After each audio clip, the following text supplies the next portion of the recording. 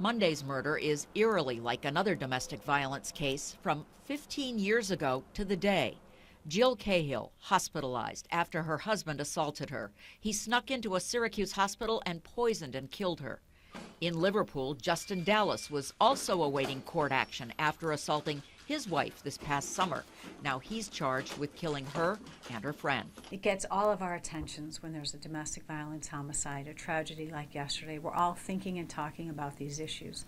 But every day in our community, people are living in fear because a partner or a strange partner is threatening them, hurting them, humiliating them. In both the Cahill and yesterday's case, the victims had orders of protection. Does an order of protection stop a bullet or a knife? Absolutely not. In Onondaga County, the district attorney's office pushes for an order of protection in every domestic violence case. But victim Brandy Dallas was asking for the document to be modified.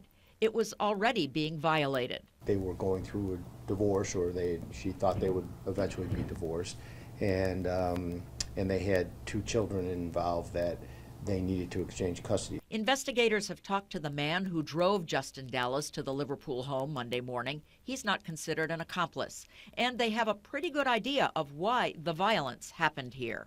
The fact that a piece of paper existed wasn't going to stop the defendant from doing what he's alleged to have done in this scenario. The murder suspect, Justin Dallas, is here in the Justice Center, being held on no bail. The grand jury is already meeting, and you can expect an indictment on murder first degree and other charges fairly soon. In Syracuse, I'm Laura Hand reporting.